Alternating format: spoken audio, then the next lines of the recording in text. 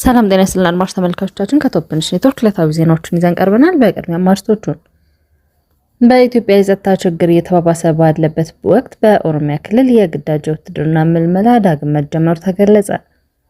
ብሔራዊ ጥቅምን የሚጎዱ ህገወጥ ሚዲያዎች እንዲሰሩ አይፈቀድም፣ በበይነ መረብ ሚዲያዎች ላይ ጥብቅ ቁጥጥር ይደረጋል ሲል ባለስልጣኑ አሳወቀ። የኢትዮጵያ አርቲፊሻል ኢንተለጀንስ ኢንስቲትዩት እና መከላከያ ሰራዊት በኤአይ የታገዘ የሰራዊቱን አቅም ማሳደግ የሚያስችል የመግባቢያ ስምምነት ተፈራረሙ።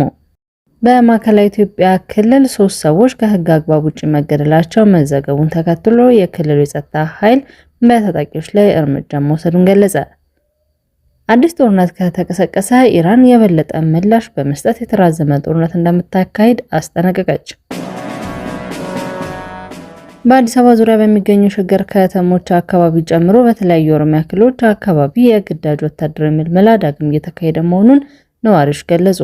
ቤተሰቦቻቸው እንደተናገሩት ወጣቶቹ ያለ ፍላጎታቸው በኃይል ተወስደው በአንዳንዶቹ ደግሞ ወጣቶቹን ለማስፈታት ገንዘብ እንዲከፍሉ ጠይቀዋል።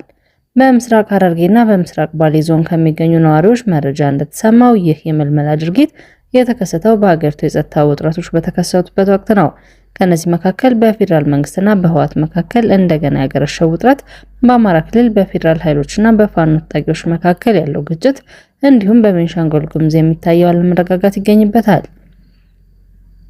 የቤተሰብ አባሎች ከአካባቢው ውጪ በሄዱበት ወቅት ተሰውረውብናል ይላሉ አንዳንድ ቤተሰቦች።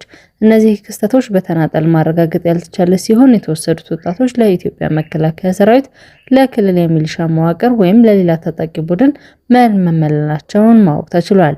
በኦሮሚያ ክልል ምስራቅ ሐረርጌ ዞን የጪናክሰን ወረዳ የመከኒሳ ቀበሌ ነጋዴ የሆኑ አንድ ግለሰብ እንደተናገረው ታናሽ ወንድሙ ባለፈው ሳምንት የንግድ ስራውን ለማገዝ ወደ ድሬዳዋ ከተማ አስተዳደር በመጓዝ ላይ ሳለ ለ3 ቀናት ተሰውሮ ቆይቷል።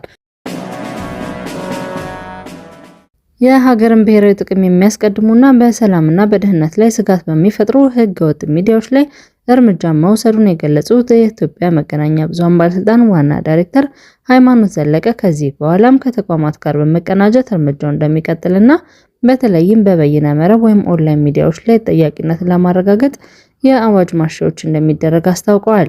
የኢትዮጵያ መገናኛ ብዙሃን ባለስልጣን እስካሁን ሲያደርገው የነበረው የይዘት ክትትል ውጤታማነት በሚፈለገው ደረጃ አለመሆኑን በመግለጽ ቁጥጥሩና አቅሙን የሚያጠናክር የመግባቢያ ስምምነት ከተለያዩ ተቋማት ጋር ተፈራርሟል። የባለስልጣኑ ዋና ዳይሬክተር ሃይማኖት ዘለቀ እንደገለጹት ተቋሙ የብሮድካስት፣ የህትመት፣ የበይነ መረብ ወይም ኦንላይን እና የውጭ ሚዲያዎች ፈቃድ የመስጠት፣ የማደስ፣ የማገድና የመሰረዝ ዋና የቁጥጥር ስራዎችን የመስራት ህጋዊ ኃላፊነት አለበት።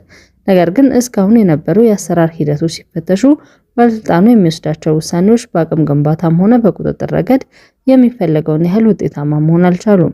ይህንን የቁጥጥር ክትትል ስራ ውጤታማ ለማድረግ ቅንጅታዊ አቅምን ለማጠናከር አስፈላጊ በመሆኑ ከ11 ተቋማት ጋር የመግባቢያ ስምምነት ዘጋጅቶ መፈራረሙን ዋና ዳይሬክተሯ ተናግረዋል። ባለስልጣኑ ከዚህ ቀደም በሚዲያዎች ላይ ባደረገው ክትትል የሀገርን ብሔራዊ ጥቅም የሚያስቀድሙ የሀገርን ሰላምና ደህንነት አደጋ ላይ የሚጥሉ ሚዲያዎች ላይ እርምጃ ሲወስድ መቆየቱን ያስታወሱት ሃይማኖት ይህ ህገወጥ ሚዲያ በሀገር ውስጥ እንዲሰራ አይፈቀድም፣ ከዚህ በኋላም ከተቋማት ጋር በመተሳሰር እርምጃዎች ተጠናክረው ይቀጥላሉ ሲሉ አስጠንቅቀዋል።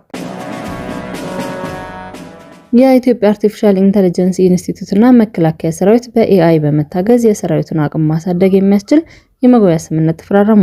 የኢትዮጵያ አርቲፊሻል ኢንተለጀንስ ኢንስቲትዩት እና የፌዴራል መከላከያ ሰራዊት በሰው ሰራሽ አስተውሎት ቴክኖሎጂ የተደራጀ ዘመናዊ መከላከያ ሰራዊትን ለመገንባት የሚያስችል የመግባቢያ ስምምነት መፈራረማቸውን ኢንስቲትዩቱ አስታውቋል። ስምምነቱ በሁለቱ ተቋማት በሎጂስቲክስ፣ በስልጠና፣ በሳይበር ደህንነት፣ በመከላከያ ሰራዊት ጤና አጠባበቅ እንዲሁም በአየር ኃይልና በኤሌክትሮኒክስ ዌርፌር ዘርፎች በኤአይ በመታገዝ የሰራዊቱን አቅም ማሳደግ የሚችሉ አበይት ጉዳዮችን ያካተተ መሆኑ ተገልጿል። የኢትዮጵያ አርቲፊሻል ኢንተለጀንስ ኢንስቲትዩት እንዳስታወቀው የኢፌዴሪ ጦር ኃይሎች ጠቅላይ ኤታማዦር ሹም ፊልድ ማርሻል ብርሃኑ ጁላ በስምምነቱ ወቅት ባስተላለፉት መልእክት የሀገርን ሉዓላዊነትና ብሔራዊ ጥቅሞችን ለማስጠበቅ በሚያስችል መልኩ ዘመናዊ ሰራዊት ለማደራጀት በአርቲፊሻል ኢንተለጀንስ ቴክኖሎጂ መታገዝ ወሳኝ መሆኑን አስተዋል። አክለውም ዘርፉ የሚያስፈልገውን የሰው ኃይል በማልማት ረገድ መደመር የኤአይ ዩኒቨርሲቲ መቋቋሙ ለኢንስቲትዩቱ ከፍተኛ አበርክቶ እንደሚኖረው ገልጸው የኢትዮጵያ አርቲፊሻል ኢንተለጀንስ ኢንስቲትዩት በአጭር ጊዜ ውስጥ ፈጣን እድገት ማስመዝገብ የቻለ ሀገራዊ ተቋም ነው ሲሉም አድንቀዋል። የኢትዮጵያ አርቲፊሻል ኢንተለጀንስ ኢንስቲትዩት ዋና ዳይሬክተር ዶክተር ወርቁ ጋቸና በበኩላቸው የኤአይ ቴክኖሎጂ ለመከላከያ ኃይል በተለይም በአየር በምድርና በሳይበር ከፍተኛ ጠቀሜታ እንዳለው ተናግረዋል። ዋና ዳይሬክተሩ ኢንስቲትዩቱ የሀገር መከላከያ ሰራዊትን ለመደገፍ ቁርጠኛ መሆኑን አረጋግጠዋል። በማዕከላዊ ኢትዮጵያ ክልል የአበሽጌ ወረዳ የመንግስት የሰላምን ጥሪ ባልተቀበሉ ተጠቂዎች ላይ እርምጃ መውሰዱን የክልሉ የሰላምና ጸጥታ ቢሮ ኃላፊ ገለጹ። ይህ መግለጫ የተሰጠው በአካባቢው 3 ሰዎች ከህግ አግባብ ውጭ መገደላቸውን የሚገልጹ የመገናኛ ብዙሃን ዘገባዎች ከወጡ ከቀናት በኋላ ነው። የቢሮው ኃላፊ አቶ ተመስገን ካሳ ነሐሴ 6 2018 በሰጡት ጋዜጣዊ መግለጫ ተመስገን ጌታቸው፣ ይታገሱ አሰግድ፣ ግዛው ግርማይ ስለተባሉ ግለሰቦች ግድያ የተሰራጩ ዘገባዎችን ጠቅሰው ቀጥተኛ ምላሽ አልሰጡም። ሆኖም የኃላፊው መግለጫ የወጣው 3ቱ ግለሰቦች በጉራጌ ዞን አበሽጌ ወረዳና አገን አካባቢ የፋኖ አባላት ናቸው በሚል ከህዝብ ማመላለሻ ተሽከርካሪ በኃይል እንዲወርዱ ተደርገው ከተወሰዱ በኋላ ተገድለዋል የሚሉ ዘገባዎች መሰራጨታቸውን ተከትሎ ነው። ግለሰቦቹ እጃቸው ተሰብሮ መደብደባቸውና በጥይት ተመተው መገደላቸውን የሚያሳይ የተባለው ፎቶግራፍም በማህበራዊ ሚዲያ ላይ ተሰራጭቷል። መሰረት ሚዲያ የአይን እማኞችን ጠቅሶ እንደዘገበው ግለሰቦቹ ከአዲስ አበባ 155 ኪሎ ሜትር እንዲሁም ከክልሉ ምክር ቤት መቀመጫ ወልቂጤ ከተማ በ29 ኪሎ ሜትር ርቀት ላይ በሚገኝ አበሽጌ ወረዳ ውስጥ የመንግስት ኃይሎች ከአካባቢው ፖሊስና ሚሊሻ ጋር በመተባበር ያለ ህግ አግባብ ተገድለዋል። አስክሬናቸውም ወደ ትውልድ ቀያቸው ተወስዶ የተጣለ ሲሆን በመቀጠልም የተጎጂ ቤተሰቦች መረጃ እንዳይሰጡና ህጋዊ እርምጃን እንዳይከተሉ የገንዘብ የመሬት አቅርቦትና የእርቅ ጥያቄዎችን ጨምሮ ማስፈራሪያዎች እንደደረሳቸው ዘገባው አመላክቷል። ከፍተኛ የኢራን ወታደራዊ ባለስልጣናት አሜሪካ ሌላ ዙር ጥቃት በሀገራቸው ላይ የምትከፍት ከሆነ ከባድ ጥቃት ለመሰንዘር ለተራዘመ ጦርነት እየተዘጋጁ መሆናቸውን ተናገሩ። የኢራን እስላማዊ አብዮታዊ ዘብ ከፍተኛ ባለስልጣን ራሱል ሳናኢራድ ከአሜሪካ ጋር አዲስ ጦርነት የሚቀሰቀስ ከሆነ ቴህራን ከዚህ በፊት ከነበረው በተጠናከረ ሁኔታ ምላሽ እንደምትሰጥ አስታውቀዋል። ፋርስ የተባለው የኢራን ዜና ወኪል እንደዘገበው አብዮታዊ ዘብ ጠቅላይ አዛዥ ፖለቲካዊ ርዕዮተ ዓለም ጉዳዮች መኮንን የሆኑት ባለስልጣን ጠላት በሀገር ውስጥ ክፍፍልን በመፍጠር የኢኮኖሚ ጫና በማሳደር ተቃውሞችን መፍጠር እንደሚችል በማሰብ ጥረት እያደረገ ነው ብለዋል። በተጨማሪም የኢራን ሰራዊት ምክትል ጠቅላይ ኤታማዦር ሹም አልሬዛ ሼክ በበኩላቸው የኢራን እስላማዊ ሪፐብሊክ ለተራዘመ ጦርነትና ቀጣይነት ላለው ዘመቻ ዝግጁ መሆኑን ተናግረዋል።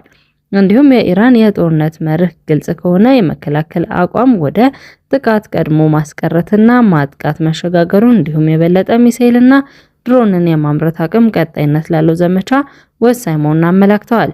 ለሳምንት ውስጥ ይጠናቀቃል የተባለው አሜሪካ በኢራን ላይ የከፈተችው ጦርነት ሞቅ ቀዝቀዝ ያለ ወራት ያስቆጠረ ሲሆን በድርድር እንዳበቃ ለማድረግም ጥረት እየተደረገ ነው። አድማጭ ተመልካቾቻችን ከቶፕ ኔሽን ኔትወርክ ለዕለቱ ያዝናቸው ዜናዎች እነዚህ ነበሩ። መልካም ቆይታ።